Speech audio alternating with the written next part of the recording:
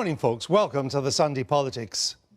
As campaigning restarts after the tragic death of MP Jo Cox, we'll be looking at how the final days leading up to Thursday's EU referendum could have a crucial impact on the result.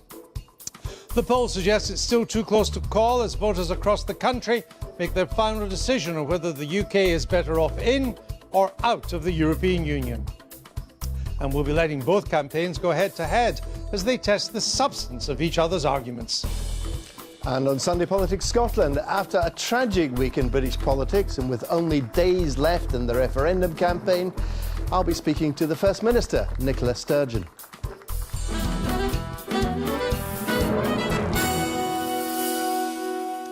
So all that to come, and as we enter the final lap before the vote which will shape the very future of Britain, I'm joined by three journalists who are just as in the dark about the likely outcome as everybody else. But we're glad to have them anyway, I suppose. Janan Ganesh, Tom Newton-Dunn and Janet Daly. Welcome to the three of you. So campaigning is slowly beginning again after the death of Labour MP Jo Cox on Thursday, with events planned today by both the official Leave and Leave groups. And we've heard already from big figures from either side on the airwaves this morning. Labour leader, Remain supporter Jeremy Corbyn, Leave campaigner Conservative Minister Michael Gove. They were both asked about immigration by Andrew Marr. Is there any kind of upper limit to immigration coming into this country?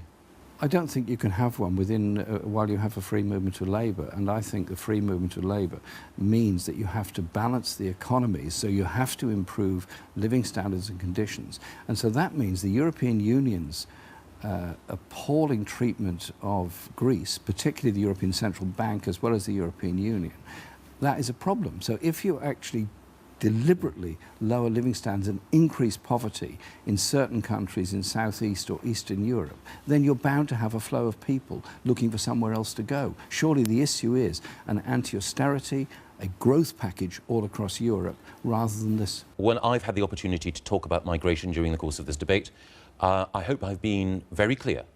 I am pro-migration, but I believe that the way in which we secure public support for the continued benefits that migration brings, and the way in which we secure public support for helping refugees in need, is if people feel that they can control the numbers overall coming here. In Canada and Australia, two countries I very much admire, they have control, and therefore they're able both to welcome economic migrants and refugees. So both sides talking about immigration again. Mr. Corbyn saying no upper limit as long as we have free movement in the EU. I mean, that is honest, but will not be welcomed perhaps by the Remain campaign. Not in the slightest. Indeed, the Leave campaign sleeper agent in the very heart of Remain strikes again. It was the most extraordinary thing to say, and you can just imagine Jeremy Corbyn being piled full of briefing notes beforehand. He went on the telly this morning to say, whatever you do, please just play down immigration. Don't talk about people coming in their droves and nothing we can do to stop that. Threw the whole thing in the bin and just told it very truthfully, it must be said, as he saw it. And I think Remain will be absolutely king. It may even be the thing that precipitates a leadership challenge on him post the referendum on Thursday. We should say there's much talk of that. There's no evidence it's going to happen. Janan, what did you make of it? I thought it was a phenomenal performance as a covert agent for the opposite side. You go along with him on this? Not such a good performance as a sincere campaigner for Remain. It was honest. It was candid, and I still think there's an element of the country which is pro-Remain in the most grudging way possible, and therefore Jeremy Corbyn's approach might resonate a bit more than the more enthusiastic approach that you heard from George Osborne or David Cameron in recent days. But I thought the most telling thing we've seen this morning is when Nigel Farage was pressed on his controversial poster on migration of a few days ago. His response was to say, well, actually the mainstream Leave campaign have come up with some pretty fruity posters of their own on that subject. And I think the beginnings of the sort of split within those two sides of the Leave campaign on the tone of how you deal with the issue of migration might open up even in the last few days before Thursday. Is there a difference now to the tone of this campaign, even when talking about immigration? Or is it back to business as usual? There's a difference in the tone, but there isn't a difference in the content, nor should there be. I mean, the substance of the argument remains the same. And Jeremy Corbyn put his finger ineptly right on it. If there is now, as a consequence of these hideous events of the last couple of days, a tendency, I'm afraid, a very irresponsible tendency to try to imply that anyone associated with the Leave campaign, anyone who expresses, any ordinary person who expresses concerns about the numbers of immigrants or the inflow of migration, is somehow a right-wing extremist, a fascist, who is by implication associated with this crime. Jeremy Corbyn didn't do that this morning. No. I'm saying that there is a tone in the media coverage of it that implies that there is guilt by association with anyone who expresses concern about migration. And that is very dangerous, because the surest way to drive people into extremist, extra-parliamentary opposition and dissidence is to make it clear that no respectable politician will take up their concerns. Did you agree with the Nigel Farage breaking point poster? Of course not. What's wrong with pointing it out? Of course, nothing is wrong with pointing it out. But You're talking about the poster showing the march of migrants, I think, into Slovenia. Yeah. Which George Osborne has poured petrol on the flames already by talking about the echoes of the 1930s. Yes, I mean, but that's absurd. To imply that everyone who expresses a concern about migration is in Nigel Farage's camp. I mean, your point, Andrew, about a split in the Leave campaign, there has been a split in the Leave campaign from the off. I think that was his point. Right, yeah, right from the beginning. I mean, there is a difference in tone between... Sorry. I was going to say, the story last week was of a widening gap with Remain in the lead, was the opinion polls coming out. With Leave in the lead. With Leave, if yeah. you were on the Remain side now, would you not take some comfort from the polls today? Especially from the fact that, according to YouGov, the move in the polls predates the killing of Joe Cox. And therefore you might conclude that there's a structural reversion to continuity, which often occurs before big elections. But it doesn't help that just as the conversation seems to be about economic insecurity again, you've got the leader of the opposition getting into a conversation about free movements and migration. One of the most telling poll findings this weekend, I think in the Sunday Times survey, is that the number of people who think they would lose out materially from Brexit has gone up from 23 to 33%, and that's how Remain win. Okay. Well, plenty of opinion polls in this morning's papers, as you'd expect, on the last weekend before the vote. There will be more to come in the days ahead. Of course, polls are not quite the holy grail these days, especially after their failure to get the result right in last year's election. And the pollsters find referenda even trickier than other votes. But imperfect as they may be, they're what we've got, and they've told an interesting story throughout the campaign. Polls conducted by phone, like this one back in May by Ipsos Mori, have consistently put Remain ahead, here with an 18-point lead, the largest of the campaign. But signs things were changing emerged at the end of last month, as one phone poll showed Leave 3 points ahead. And just this Thursday, the latest Ipsos Mori survey caused a bit of a stir when it showed Leave with a 6-point lead. So that's the phone polls. But those carried out online have shown a different story, with the two sides level pegging or with Leave ahead. Back in May, before the Purdah period, which stopped the government taking part in the campaign, one internet poll gave Leave a 3-point lead. Almost a month later, another online poll, this one by ICM, had Leave 5 points ahead. But this YouGov survey is one of 4 polls released overnight, showing both sides are neck and neck, suggesting the result is too close to call. So that's the story told by the polls in the months leading up to the referendum. And just so you have the full picture of today's findings, YouGov for the Sunday Times puts Remain on 44%, 1 point ahead of Leave on 43%. Another YouGov poll for Good Morning Britain gives Leave 2 points ahead.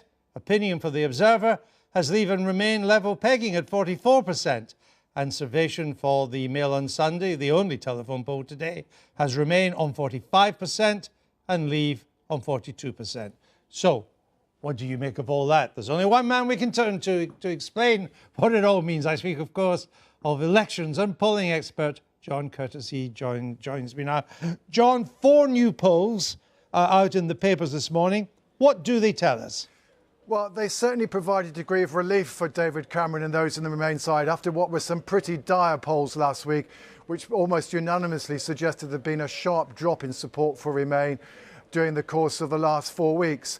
But it is perhaps an indication of, as it were, just how tight this referendum has become, that 3 internet polls that between them suggested it's 50-50 And one telephone poll that, although puts Remain back in the lead, still puts Remain's lead much narrower than the same pollster had done at any previous point in this referendum campaign. The fact that that's now regarded as relatively good news for Remain is an indication of just quite how much trouble they had seemingly got into. These polls, I think, were taken at a time when it's too early. I think I'm right, tell me if I'm not. Too early to see if the appalling tragedy of Joe Cox has had an impact on the campaign. Well, I think that's correct. That I mean, the Survation telephone poll was done entirely afterwards. One of the YouGov polls was done mostly afterwards. Now, YouGov are saying, well, look, the poll that we did just before was already showing Remain increasing. The one after just shows it continuing further. So, I mean, given that there was a widespread expectation that perhaps Remain would start to regain ground as people consider the possible risks of voting for Leave. Maybe this process has already kicked in, and that's the process that's explaining there's something of a move back towards Remain. It need not necessarily anything to do with the tragic murder of Joe Cox. But the truth is, there isn't anything in these polls, certainly for us to be able to pin it quite definitively on that particular event. Two things, John. It is often said in referenda that in the final days there's a reversion to the status quo. Status quo in this would be to vote to Remain. Is there any sign of that? And what can you tell us about the undecideds? Because I saw some of the undecideds, some of the polling suggests that those who are undecided, if they vote, they're more likely to vote for Remain than to vote to come out. Well, on your first point, Andrew, it's precisely whether or not that process of people reverting back to the status quo is already kicking in, and that this explains why the polls this weekend are somewhat better than those that there were during the course of the week. And certainly I think what it does seem to be the case is, and one of the questions we were asking ourselves was that movement to Leave, as it were, a stone that was gradually gathering more moss and would continue further into this weekend? That clearly hasn't happened. So certainly Remain may hope that people are reverting back to the status quo. So I think that's the first point where we lie there. Your second question, Andrew, I forgot. Was on the, tell us about the significance of the undecideds. Well, the truth is the number of undecideds are going down. The number of people who say they've made up their mind is going up. You are right that most opinion polls find that, first of all, the thing that the don't knows are most likely to do is not to vote. The second thing they're most likely to do is to vote for Remain. But the advantage is at most of the order of 3-2. And we should bear in mind that many of the opinion polls that are published now are already including into their headline tallies the reported votes of those who initially say they're undecided but are then asked a follow-up squeeze question. So we shouldn't necessarily assume that there is more ground to be gained for Remain from that particular phenomenon. It's often factored into the figures we're already looking at. John Curtice, as always, thank you very much for that. Now, only a few days to go, so how will the campaigns try to win over undecided voters in the short time they have left remaining? We're joined now from Somerset by the former Lib Dem leader Paddy Ashdown. He's backing Remain, and here in the studio in London by Labour MP and Leave campaigner John Mann. Welcome to you both. Paddy Ashdown, let me come to you first. Do you get a sense this weekend, if I can put it this way, that the Remain campaign is back on track? Andrew Neil, you really want to bring me on straight after John Curtice, my nemesis, and ask me to disagree with him. Well, I haven't asked you to eat your hat, though. That's coming up. The last time I had to eat my hat. By the way, I've disagreed with John Curtice twice now on the eve of poll, and I've been wrong on every occasion. And I am delighted to be able to make my apologies to him on your programme. I don't know, Andrew. I don't know. I think what you're talking about with John about the undecideds may well be the key to this. How will they break? Will they vote? Will they not?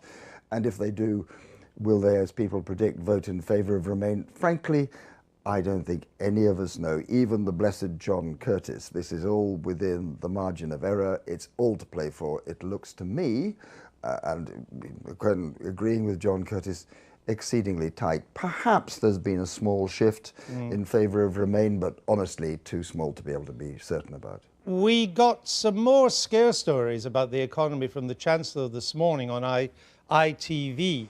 Is that, in the final 3 days starting tomorrow, there'll be 3 more days of campaigning to go, intense, I would think. Is that the right way to go, or would you advise the Remain campaign to start putting out a more positive message about remaining in the EU?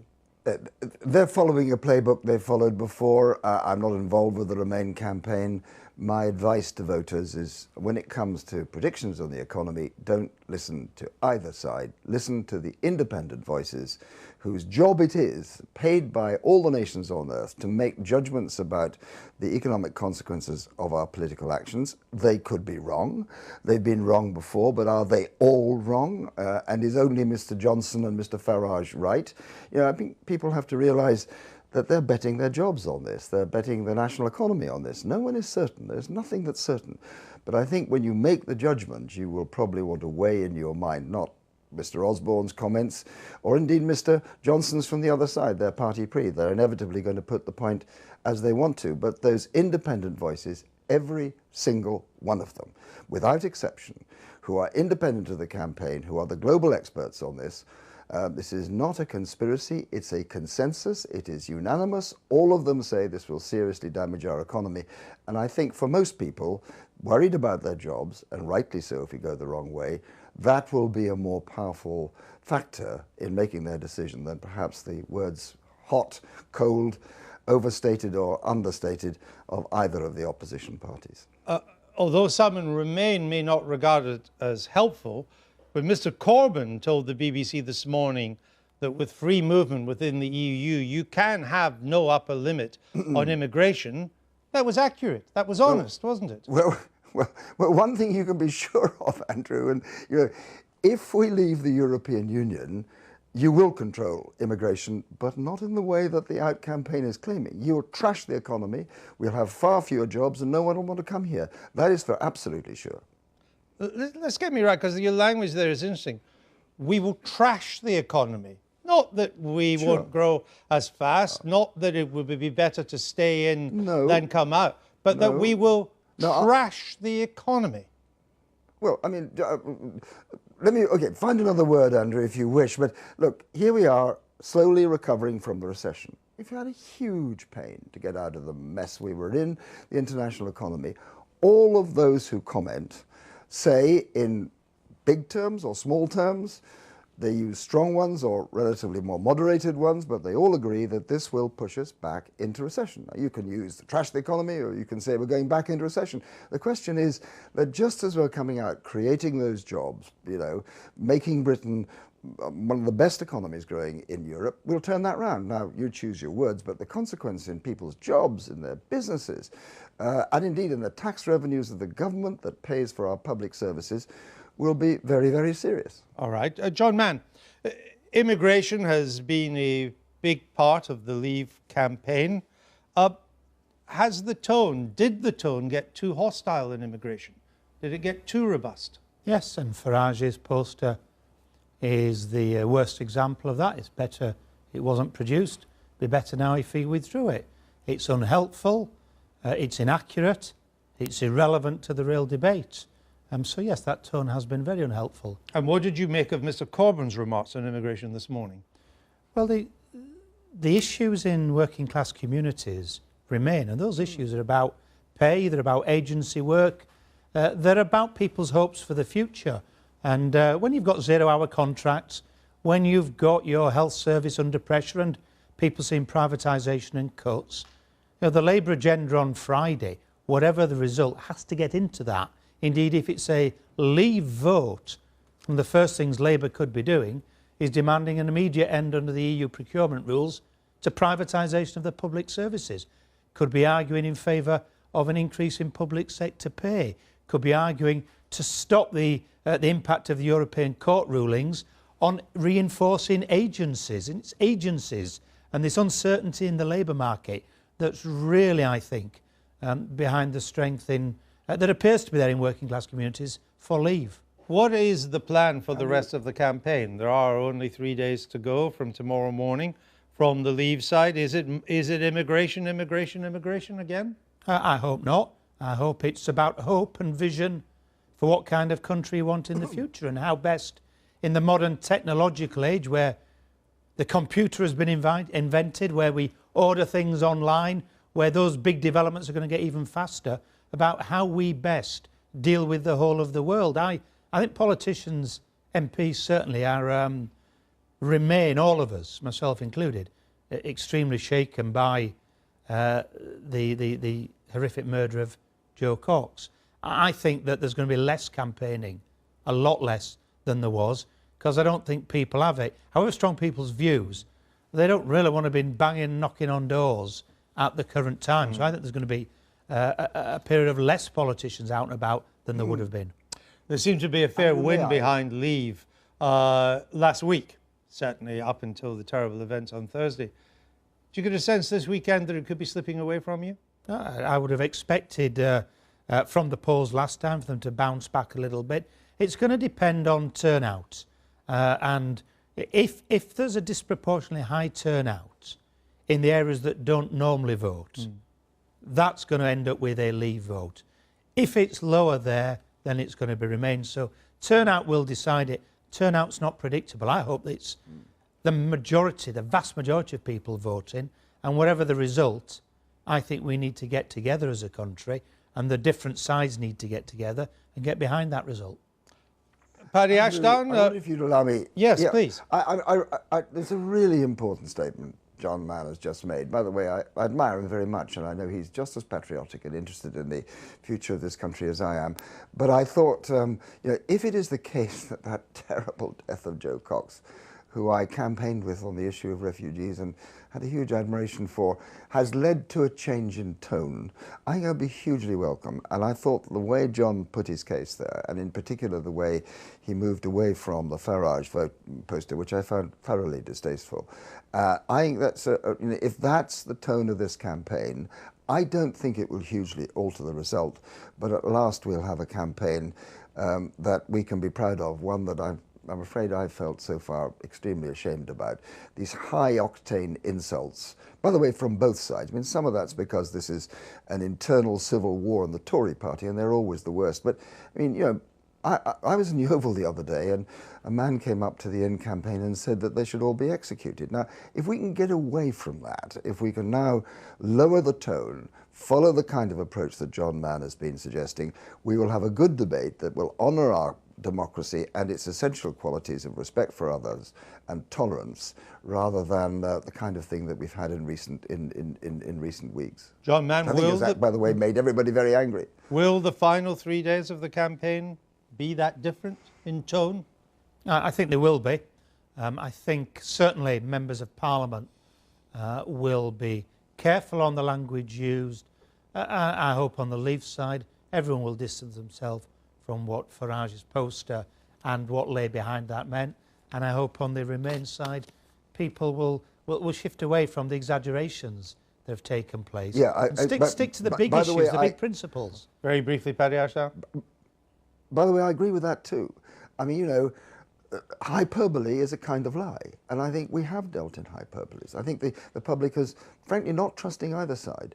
And I think if we can change that now, if we can come back to a statement of the facts, maybe even relying on independent opinions, I think the last few days of this campaign will honour us rather than shame us in the way. So in the interest of our anti-hyperbole drive, can both Remain and Leave agree that when the French economic minister says if we vote to leave will be no more important than Guernsey, we can file that under hyperbole? Well, Paddy Ashdown? Yeah, you can. Okay. By the way, you may be able to fire trash. You can file it under hyperbole, in my view. All right. Thank you, Paddy Ashdown. John Mann, we can file that under hyperbole too. We can indeed, unhelpful. All right. Okay. We'll leave it there. Thank you both.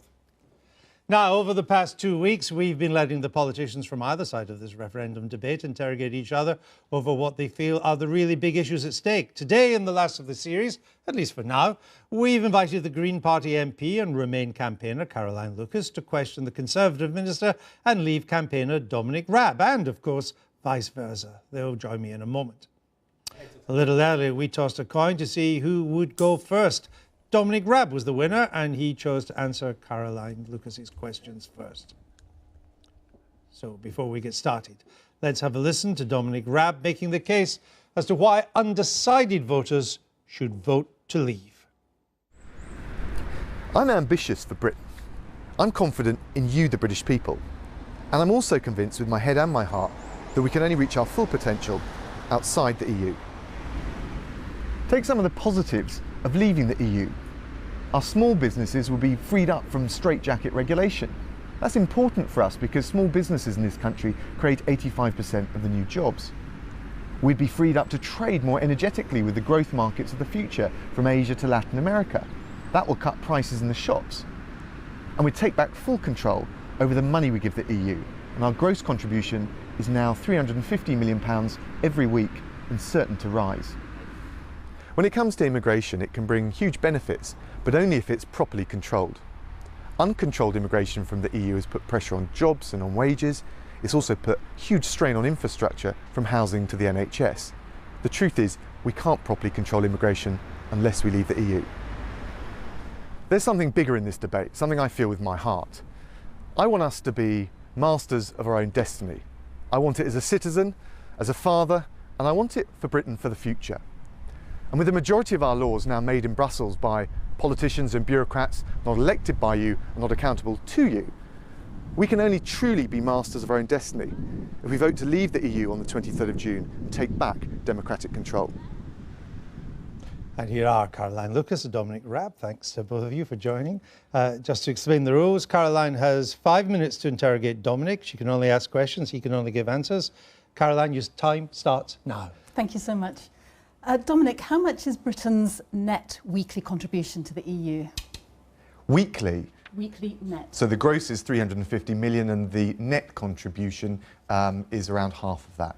Because you'll know that on this leaflet it says, let's give our NHS the 350 million the EU takes every week. Isn't that misleading, because that isn't the real figure? I think after almost 4 months of campaigning, the one thing people have understood is there's a difference between the gross contribution, and that includes some of the stuff that the EU spends in this country on our behalf without us being able to prioritise, as well as the amount that we actually give and we don't see back. And at the point, our point is, we want the money back that the EU spends on itself. Do you accept this as a wrong figure? That's the key question, Dominic. Over all of the money that we're putting in. So no, it's the gross contribution. I've made that clear. But I don't think there's any... We never even send the amount from the rebate, so we can't possibly then be respending that on the NHS. So why on earth should anyone believe your side on the NHS, given that also some of the key Vote Leave campaigners are people who want to privatise the NHS?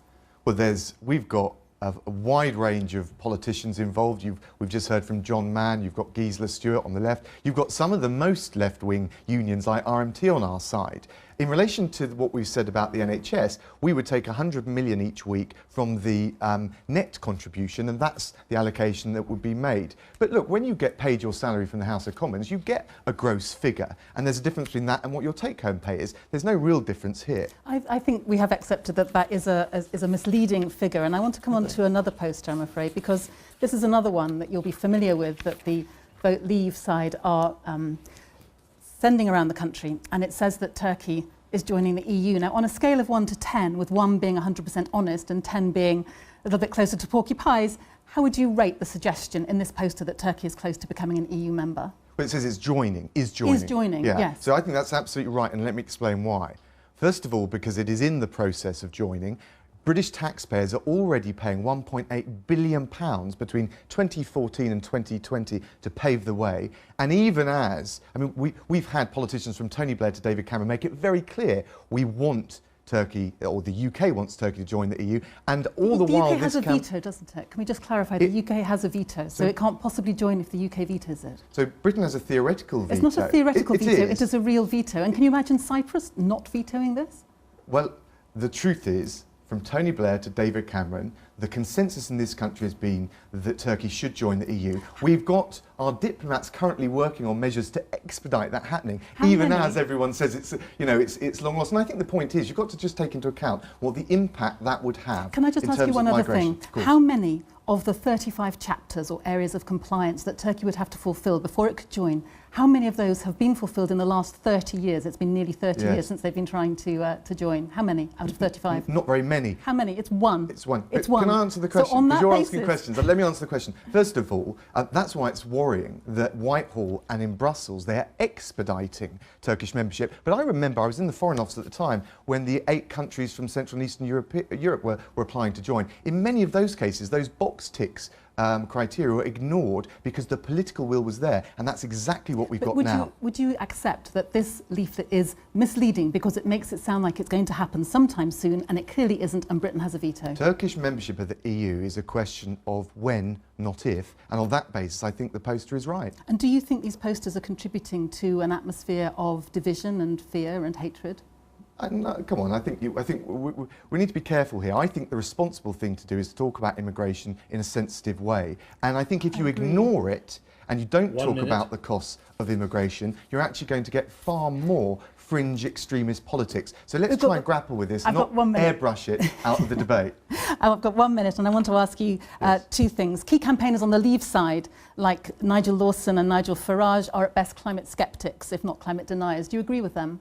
I'm not a climate sceptic at all. So you'll have been pleased to see the climate agreement in Paris? I think absolutely at a global level. Did the EU play a good role? Well, the problem we've got is that 10% of CO2 emissions comes from the EU, 90% from the rest of the world. And so we need a global, not a regional approach. And again, when I was at the Foreign Office and I dealt with a lot of global institutions, the problem is the EU is so navel-gazing and insular and inward-looking, we lose sight of the big picture, and it's global, not regional. But the EU played a key role at Paris, didn't it, in terms of ambition, in terms of ratcheting up the ambition in Paris, yes or no? I don't actually think that the ambition was particularly high if you look at the regions of the world outside of the EU. All right, we'll leave it there. Thank you. It's now the turn of Caroline to be cross-examined. First, let's have a look at her pitch to undecided voters, arguing the case for a vote to remain. I've got two sons. They're in their early 20s now. And this referendum goes to the heart of the kind of future I want for them, that all of us want for our young people and for Britain. Yet there's a risk that the outcome will be decided by older generations if young people don't get out and vote.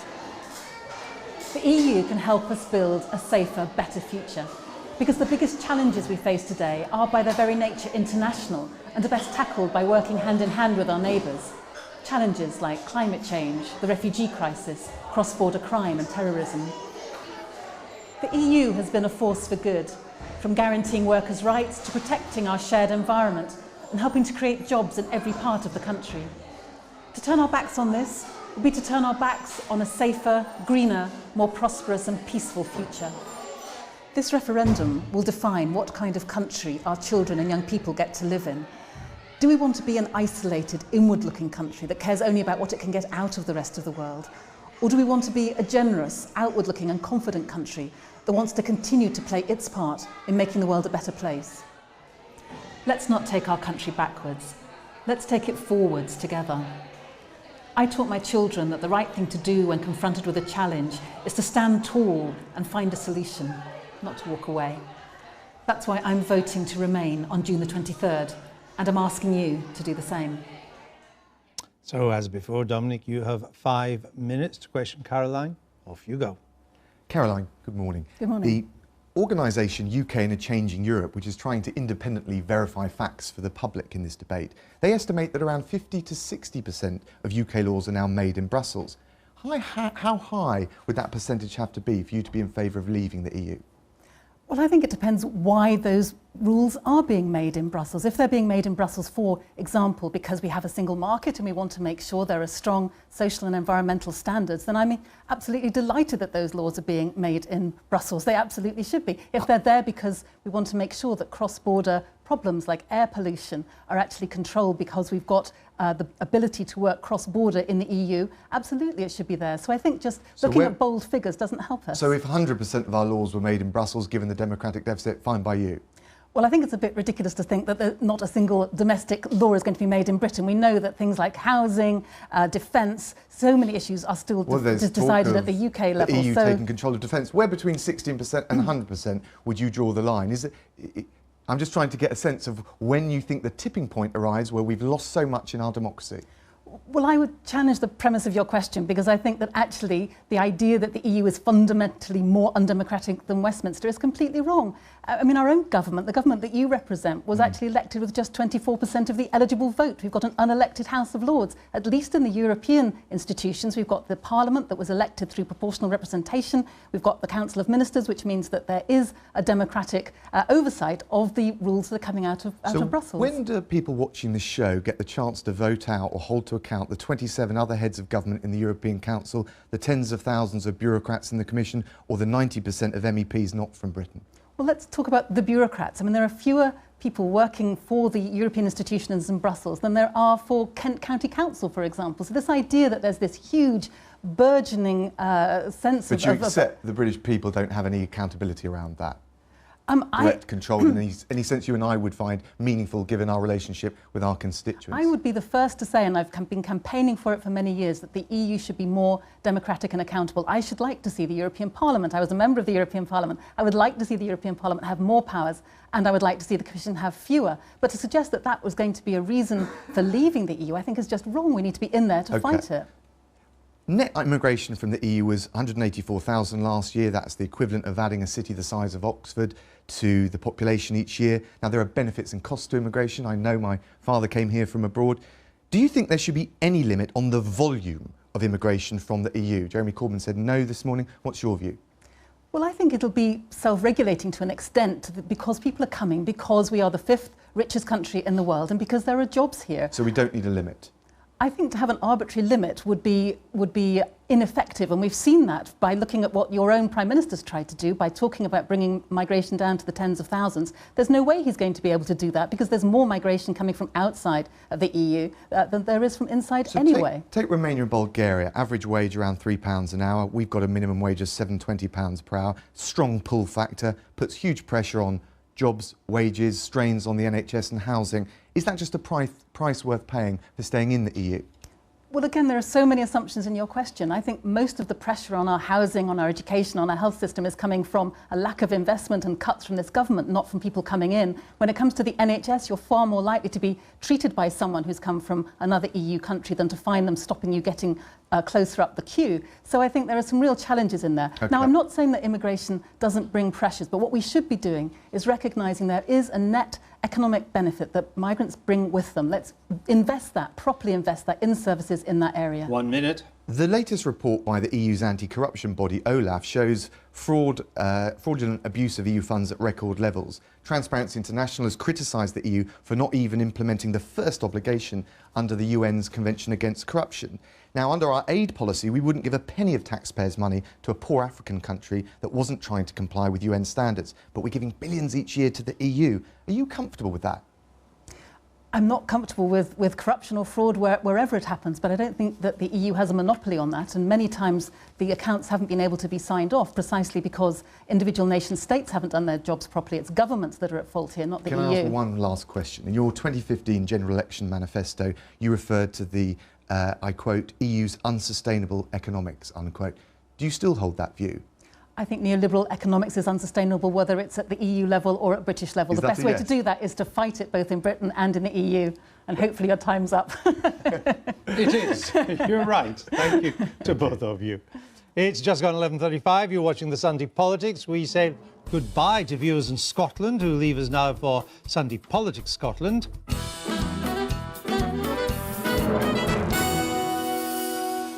Good morning and welcome to Sunday Politics Scotland. Coming up in the programme, with just days to go, campaigning has resumed in the EU referendum, but after the murder of Jo Cox, what sort of campaign will it be? I'll be speaking to the First Minister, Nicola Sturgeon, for Remain, and the Tory MSP Graham Simpson for Leave. And could the so-called shy Remainers have as much impact in this referendum as the so-called silent majority did in 2014? Campaigning ahead of the EU referendum resumed today after being suspended on Thursday following the murder of Jo Cox. It's an event which has united political rivals to pay tribute to someone they saw as a talented MP and mother with a bright future. Her death has drawn attention to the easy access voters here enjoy to their elected representatives and raised questions about the nature of the referendum campaign itself. Here's Andrew Black. This weekend was supposed to be the start of the final push for votes ahead of Thursday's EU referendum. Instead, flags at state buildings in Scotland flew at half-mast after the death of Jo Cox. The 41-year-old mum was killed outside her constituency surgery in Birstall, West Yorkshire on Thursday. This man, Thomas Mayer, has been charged with her murder. Appearing in court yesterday, he gave his name as Death to Traitors Freedom for Britain. Earlier this week, the response to the killing of Jo Cox by many MPs, including Labour's Ian Murray, was to carry on with their own constituency surgeries as normal, albeit with increased security. I think most MPs are trying to have business as usual because that's what the parliamentary process does. We should be incredibly cherish our democracy in the way that we operate in this country. We have an open door policy to see members of parliament, or any elected member for that matter, and it's something that other countries don't do. It's a great link between the people who elect us and the people that we're incredibly privileged to try and represent in the best way that we can. Jo Cox's death happened during a referendum campaign which has brought controversial issues like immigration to the forefront of public debate.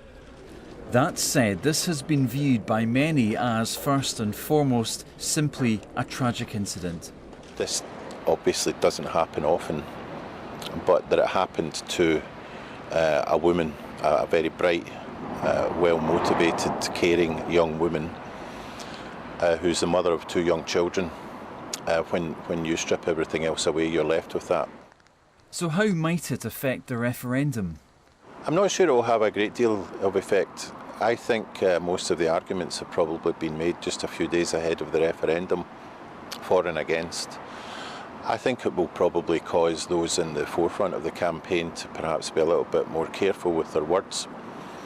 But I don't hold with the view that that this murder had anything or was directly to do with some of the more unpleasant, scrofulous aspects of the campaign. One thing we have seen following Jo Cox's death is political opponents united in grief, paying tribute to someone who was hugely respected beyond party boundaries. That's a thought which will surely stay in their minds as official campaigning ahead of the referendum itself begins once again. That was Andrew Black reporting. In a moment, I'll be speaking to the First Minister, Nicola Sturgeon, who wants the UK to remain in Europe. But first, shortly before we came on air, I spoke to the Conservative MSP, Graham Simpson, who's campaigning to leave the EU. I speak as someone whose sister was murdered nearly 21 years ago. She was 30, she had 2 young kids, so it brought it all back to me. So I know what the family's going through, and I think it was right, it felt right to suspend the campaign. I hope, in answer to your question, that there is a change of tone. It has been too personal and too bitter, not so much in Scotland, but certainly down south. I wanted to read to you something that Gordon Brown, the former Prime Minister, wrote over the last few days. He said, "The tragedy is that the discourse of the referendum too easily descended from a vote on the future of Britain in Europe to a vote on immigration into Britain and then on immigrants and those who support immigrants. Unless we strive for a culture of respect to replace a culture which does too little to challenge prejudice, we will be learning nothing from what happened to Jo." I mean, do you accept that some of the debate on immigration has become a bit overblown? Yes, I do. It's certainly not something I'm thinking of, but maybe that's because I'm in Scotland. I don't think it's such a big issue here. Parts of England, we can see for ourselves it clearly is more of an issue there, but some of the rhetoric has been overblown, so he's right on that. The problem is that while it may not be such a big issue here, and you may personally not have been campaigning particularly on this, the reality is if there is a Brexit vote, one of the main drivers of that will be people's concerns about immigration. One of the results of Brexit would be that you could control who comes in and who doesn't. That's certainly true, and that would be no bad thing. Well, let's come on to the details of that in a moment, but I'm just curious as to what you think, should your side win, will happen. Do you think David Cameron can go on? I hope so. I don't see why not. I mean, he's the Prime Minister who's given us this referendum. He's given the country a choice. So, although he favours remaining, he's still a Democrat, so he's going to have to accept the result, whichever way it goes. So if the vote is to leave, he's going to have to start negotiations. I don't see why he shouldn't do that. Well, there's an obvious reason, because he has been campaigning to remain, and he would be going into negotiations with our European partners with no credibility, having just lost the referendum. He would have lost, but he gave us the referendum, he gave us the choice, so presumably he's going to accept the result, which, even if it doesn't go the way he wants, I see no reason why he should stand down. Can you see any reason why supporters of independence for Scotland should vote for Brexit? That's an interesting question. It's a good question. If we look at the SNP, their parliamentarians are not in tune with their voters. It's simply not credible that every single SNP parliamentarian thinks the same way on this issue. If you're a nationalist, which clearly I'm not, it seems to me it's the natural thing to want to leave the European Union, and many nationalist voters do. Well, just give me the 10-second argument why, if I'm a nationalist, I should vote for Brexit. The simple reason is, if you're a nationalist, you want more control over your own country. If we do vote to leave, there would probably be there's certainly a clear majority in Parliament, possibly even a majority in the country, to join the European Economic Area and preserve Britain's access to the single market. In your view, is that a good option? Yeah, I think, I don't know if you can think back to 1975. I didn't get a vote, you probably didn't get a vote either, but the vote was... I'm much older than you think I am. Go on. Looking good. The vote was to remain in what was the common market. Now, if that was the vote today, I'd be saying yes to that. So if the deal is we're in a free trade area, that's what I would go for. The problem is, if we stay in the single market, as you know, we would have to accept free movement of labour, so that you're running a Brexit campaign, which is largely, certainly in England, based on concerns about immigration. And actually, if we join the economic area, matters to do with immigration would be pretty much exactly the same as they are now. I think, Gordon, everything's up for grabs. If the country votes to leave, then there's a whole series of negotiations have to take place. It seems to me that any Prime Minister, anyone doing the negotiating, can almost pick and choose. If you're... Well, no, they can't, because they have to negotiate with the European Union. Norway and the other countries in the EEA have to accept free movement of labour. So does Switzerland, which is not a member of the EEA.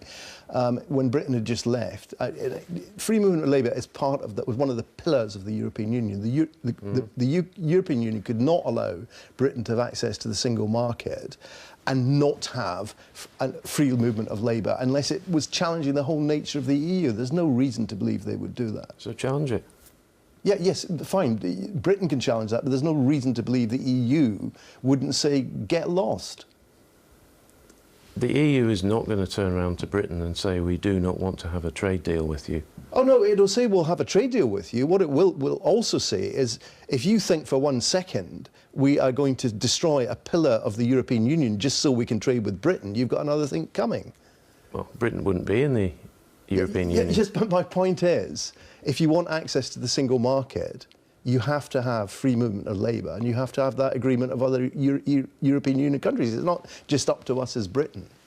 I think if we do vote to leave, it's a whole new ball game, frankly.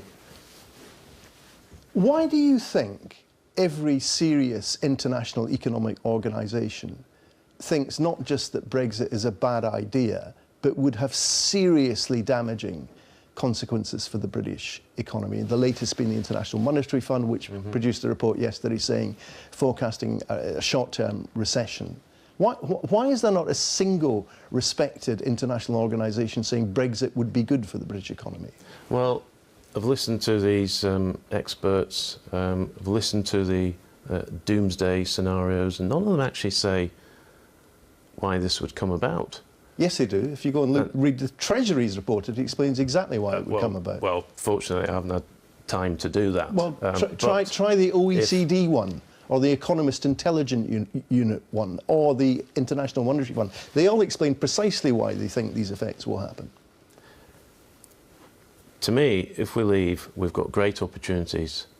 We would get the money back that we currently put in. Now, that's disputed, but... Now, I accept you genuinely believe that, but the trouble is, we're in a world now of faith-based politics. When every major economic organisation says the effects would be precisely the opposite of what you're saying, and you cannot point to a single organisation that backs your case, why should anyone take what you're saying seriously?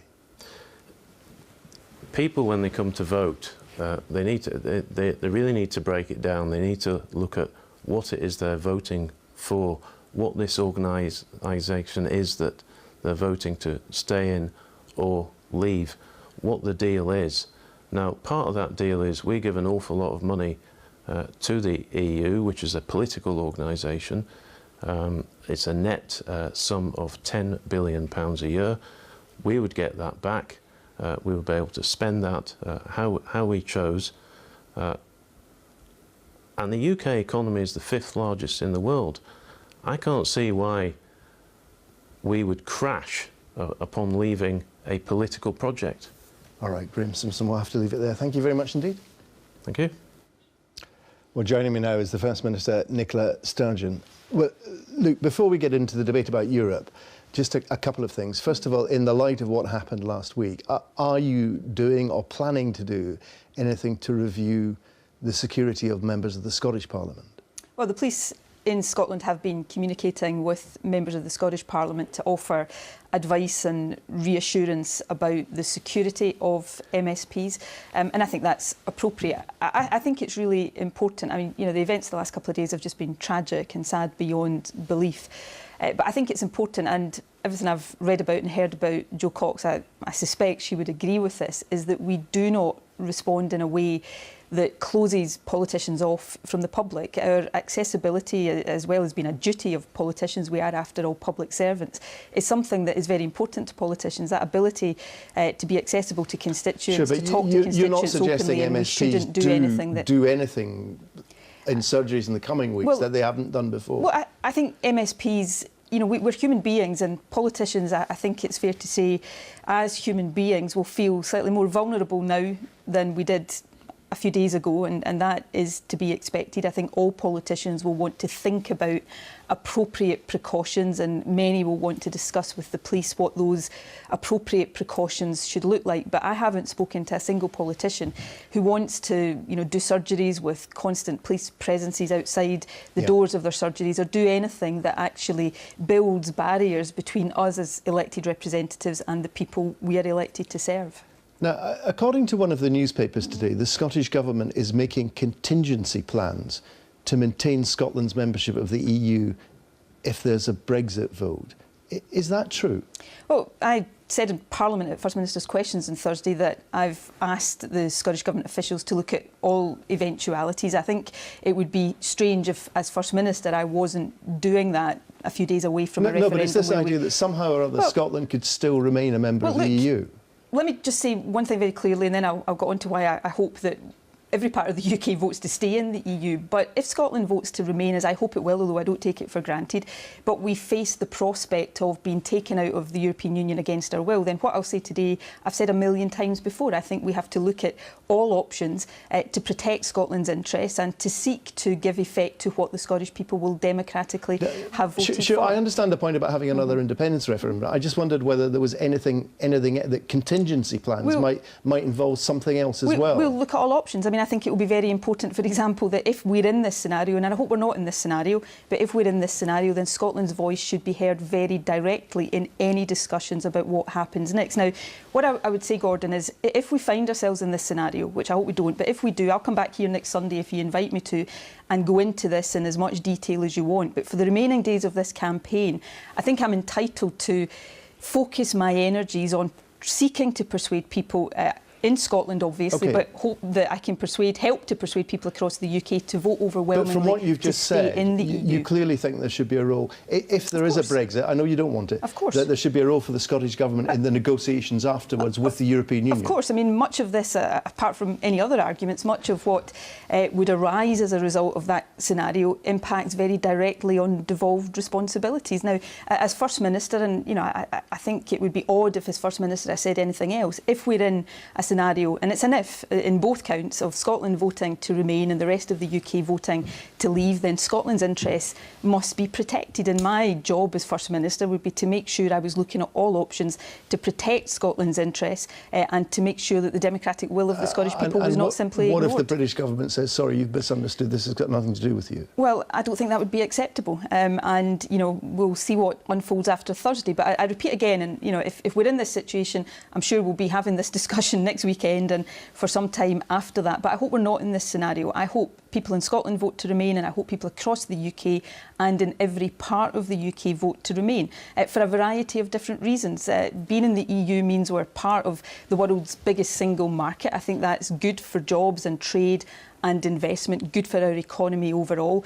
But for me, there's actually a bigger and more fundamental aspect to this. It's about the kind of world we want to live in. I want to live in a world where independent countries, and I want Scotland in the future to be an independent country, but where independent countries choose to work together, where we're open and outward-looking, not closed and inward-looking. The messages that your party is sending out on this referendum, I find terribly confusing, and I suspect I'm not alone. I suspect you don't, Gordon, actually. Well, I do, because on the one hand you're saying you want everyone, all your supporters, to vote to stay in the EU. On the other hand, you're holding out this prospect that if Scotland votes remain and the UK votes to leave, then there could be another independence referendum. Now, if I'm someone watching this, and I was a passionate yes campaigner, and the main thing I want is another European referendum, I'd be torn. Do I vote Remain because it's important that Scotland votes Remain, or do I think, well, Scotland's going to remain anyway, so I'll vote Leave, because I desperately want the rest of Britain to vote Leave. If you're a passionate yes campaigner, and by definition therefore you're also very intelligent, in my view, that was a joke incidentally, but you see the complete illogicality of what you've just said there. Firstly, you can't assume that Scotland's going to vote to remain. That involves people coming out and casting their vote in that direction. But if you are basing your decision of how to vote on Thursday on what it means for independence, and let me be clear, I'm not basing my Remain vote on what it means for independence, but if you are, then the logic of that position is if Scotland votes to leave along with the rest of the UK, then the premise, that particular premise for a second independence referendum doesn't arise. If we vote Leave, then our immediate future is in the UK, outside of Europe, and perhaps at the mercy of a government led by the likes of Boris Johnson and Nigel Farage. The logic of what you're saying is that you would like Scotland to vote to remain in the European Union, but you would desperately like the rest of Britain to vote to leave. No, you're twisting, and I think everybody watching this will hear you twisting my words here, Gordon. I want all of the UK to vote to remain. Let me make this clear. I've done it to you in an interview before.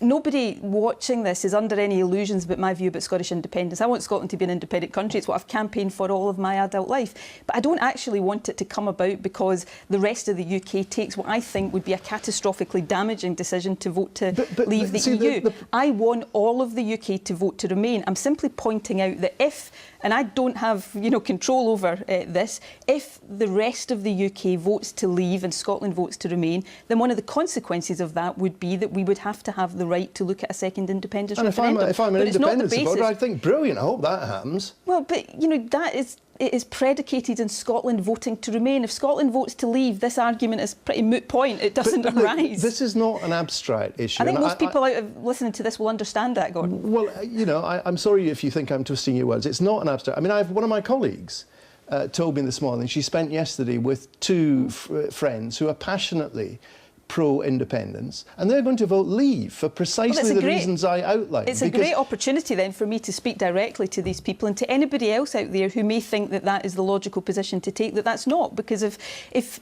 enough people do that and Scotland votes to leave, then this particular premise for independence doesn't arise. So if you are basing your decision, and as I say, I'm not, but if you're basing your decision on what you think is best for the case for Scottish independence, then do not vote to leave. vote to remain. But even that's in the the scenario you've been outlining, and you wrote about it this morning, if I was, again, a passionate independence campaigner, you say, oh, well, if Britain votes to leave the EU, we could be run by a right-wing Tory government. Well, nothing's more likely to increase support, surely, for independence in Scotland to the 60% that you want before you have another referendum. So, if I'm an independence supporter, surely if I vote leave, there's at least a chance I can get another stab at independence. If I vote Remain, there's no chance whatsoever until at least the early 2020s. Well, that's not true. We continue to build the case for independence on its own merits. But there's the logical flaw in what you're saying is, you know, I've said if there's a leave vote across the UK, one of my big concerns is that we end up on a direction of political travel in the UK that is ever more to the right. Boris Johnson and Nigel Farage, even more right-wing politicians than David Cameron and George Osborne. But if Scotland's voted leave as well, then rather than saying that we don't want to be part of that rightward drift in UK politics, we've kind of indicated that that's something we're comfortable with. So there is no logical case if you're a supporter of independence and a supporter of independent countries in the modern world coming together with that open, inclusive view of how the world operates these days. There's no logical basis in which to vote leave if that's how you're basing your decision. Why is Jim Sillars wrong when he points out that, look, you know, the EU and the countries within it hardly did your case very many favours during the referendum, so why on earth go and vote to stay in the EU? But that would be like cutting your nose off to spite your face. Now, I've got huge respect for Jim Sillars. You know, the first campaign I took part in was the Govan by-election in 1988 when Jim won. I've got huge respect for him. He was, of course, the original architect of the SNP's independence in Europe position. But I think on this he's wrong, and I say that with the utmost respect to him. I'm a passionate nationalist. I want Scotland to be independent, but I'm also an internationalist. We live in a world that is increasingly interdependent, where countries increasingly have to work together to tackle issues that no country can do alone.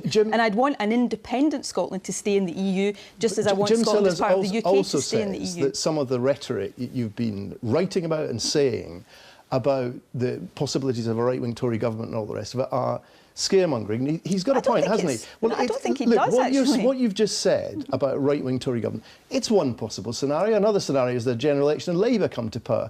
Neither you nor I know what's going to happen. We don't know any better than anyone else. That's why it's scaremongering. No, I accept that none of us know for certain what's going to happen in the future. That is absolutely correct, and I can't argue that. But I think we all make our judgments. And, you know, I think if we're looking at, and, you know, I'm not the only one to say if there's a vote for leave across the UK, then there is a strong likelihood that David Cameron will not survive as Prime Minister, and there is a reasonable likelihood that somebody like Boris Johnson might replace him. I don't think I'm having to take some huge leap of imagination to put that across as a reasonable prospect. And I don't want to see Scotland be part of a UK governed by the likes of Boris Johnson and Nigel Farage. OK, we'll have to leave it there. Nicola Sturgeon, thanks very much. You invited yourself back next week to tell us what you make of the results, so I would be do delighted. come back. Absolutely. Thanks very much. They used to say there were three kinds of lies, damned lies and statistics. But after last year's general election, some say they could have added a fourth, polls. That's because pollsters spectacularly failed to get even close to predicting the actual result. Since then, they claim to have adjusted and tweaked their methodology so that similar errors shouldn't happen again. We won't know whether that's what until the results are in. But to find out what they are predicting, I'm joined now by Mori Scotland's Mark Diffley. Mark Diffley, it's a bit unclear, isn't it? I mean, John Curtis was making the point earlier with Andrew Neil that because some of the polls we have today, bits of them were conducted before the murder of Joe Cox. We don't know what, if anything, that effect that's having, do we?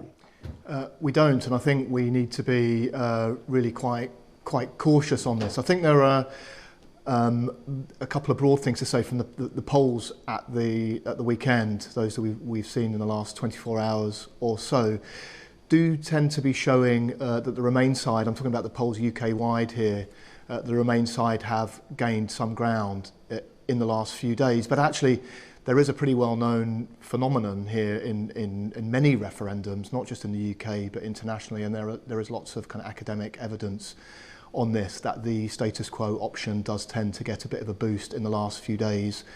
Yeah, John Curtis was saying he thought it might be that effect rather than the tragic events of the last few days that are influencing the polls. Would you think that the murder of Jo Cox would have any effect at all? Well, we know two things from the polls over the weekend. We know nothing about the effect of that horrific incident on the polling that has happened since. But what we do know are two things. One is that in one of the polls over the weekend, those that are saying that they still don't know how they're going to vote on Thursday, are more inclined to vote Remain than Leave, albeit that they haven't completely made their minds up. And that is pretty much in line with what we saw in September 2014 before our own independence referendum. And the other thing is on some of the questions that lie behind the voting intention, so particularly about the economic effects of a Brexit. In one of the polls, 33% of people said they think they would be worse off if there was a Brexit, and only 10%, I think, said they think they would be better off. So perhaps there are some signs that some of the economic arguments that the Remain side have been remorselessly banging away on in the last few weeks are actually starting to have some effect. And that would be entirely consistent, not just with the 2014 independence referendum, but with other big constitutional referendums that we've seen across the world, actually. One way I wonder if the events of the last few days could affect the way things go is that it's maybe not unreasonable to suggest that it would be difficult to have a debate about immigration over the next few days that is quite as intemperate as some of the language we've had before. Yeah. And of course the conventional wisdom is that the more we talk about the economy, the better for Remain, and the more we talk about immigration, the better for Leave. Well, I think that's absolutely right. So in the polls that we were seeing, actually including ours that happened about a week or so ago, and where the fieldwork took place last week, we saw that actually for the first time immigration was the top concern in terms of how people said they were going, what issues people said they were going to think about in terms of how they were going to cast their vote. So it is clear that, I mean, if there is a discussion about immigration, that would appear to be beneficial to the Leave side. And if the argument remains on the economy, as you say, that is where the Remainers have tried to keep the debate and the argument throughout the campaign, actually. All right, Mark, definitely. Thank you very much indeed for joining us today. Now it's time to look back at the events of the past week and see what's coming up in the week ahead.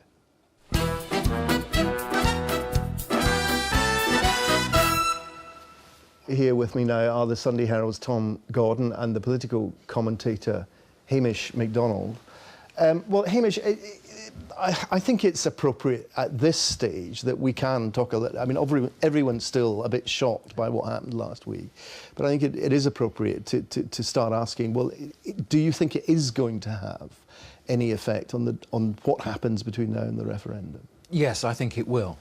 I think if you look at where we were at the time when Jo Cox was murdered, the Leave campaign definitely had some momentum.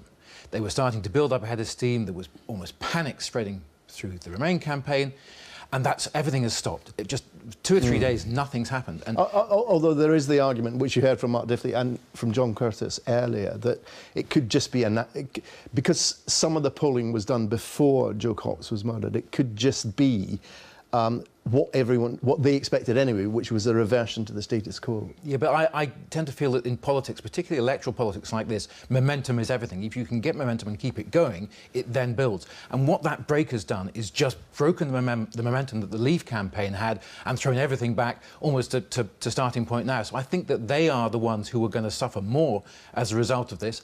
And I also think that, that there is going to be a sense of both sides being on the defensive a little and having to tone down their rhetoric. And I think the rhetoric that we saw coming out of the Leave campaign up until that point was more extreme, and so they, again, will be on the defensive more. What do you make of that, Tom? I think there may be an effect. As Hamish said, it's certainly robbed the Leave side of some momentum, but it's also stopped the Remain side putting their foot down on the economy, which is what they'd want to go gangbusters on the last week. I think the polls just tend to naturally boomerang in referenda, as we've seen before. There's a shift shortly before the polling day from the status quo to the change option, and then it tends to revert back to the status quo. We saw that in the independence referendum, and I think we're seeing that again.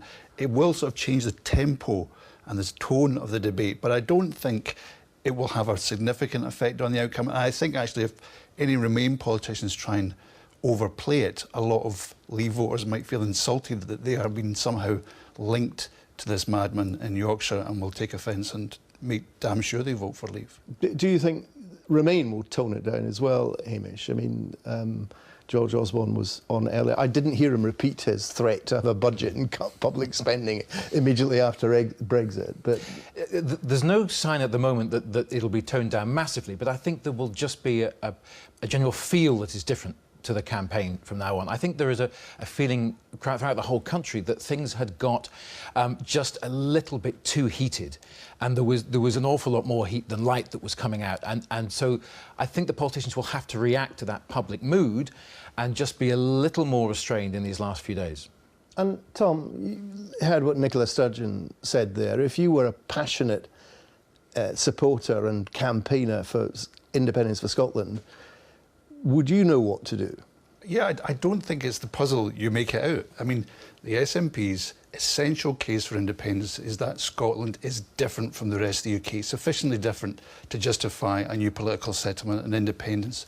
What Nicola wants is a result which would exaggerate and underline that difference. I mean, I think she does want to stay in the EU. She was the EU spokesperson for the SNP in the early days of devolution. She wants a Remain vote overall, but should there be a Brexit vote in the rest of the UK, the best outcome for her is a thumping great Remain vote in Scotland, because that underlines the difference between Scotland and the rest of the UK. It's the difference that counts, the mismatch between Scotland and the rest of the UK. So if you want independence, you know, if it's both sides vote Leave, her only concrete example they gave for a trigger for an independence referendum in the manifesto collapses. If it's a mismatch, she wants a big vote for Remain in Scotland. That's the key for her. And if you were a passionate supporter of independence, would you be similarly lacking in confusion? I think that what we have seen in the last couple of days or last week or so is a definite change in tone from the First Minister. Before she was saying, yes, we'll have if there was a Leave vote in the UK and a Remain vote in Scotland, that'll be a trigger for a second independence referendum. But now she's actually had to appeal directly to SNP supporters and saying, don't vote Leave. Now that can only be because it has come to her notice that there are people, even if on the fringes of the pro-independence movement, who are prepared to do that, and she does not want that. So I think there has been a definite change in tone. I think she's had to address those, but I think that Tom is right, that what she wants is a massive Remain vote in Scotland, and if there's a Leave vote in the rest of the UK, it's the difference that's the point of interest. Briefly, because we're running out of time, Tom, what do you think each side has to do to win? It's up in the air, isn't it? It's genuinely up in the air. It does seem They've only got a few days. Very knife edge, yeah. I think they just, at this point, it's all about message repetition, so it'll be all about the economy from the Remain side. The Leave side will probably tone down the immigration somewhat. They'll, euphemise that into take control. The ITV3, the people we saw on the TV, Boris and the rest, will make that message again in the big debate on Tuesday. Hamish. Yeah, I think they both got to go out to that now small sort of 10% of don't knows in the middle. And to do that, the Remain camp have to just go on the security of the status quo. And if they do that, they'll be hoping that, as in most referendums in the last few days, that people come back to the safe option. So there'll be a fight over that middle ground, and that's what the Remain will do, I think. All right, Luke, thank you both very much indeed. That's all from us this week. I'll be back at the same time next week. Until then, from all of us in the programme, goodbye.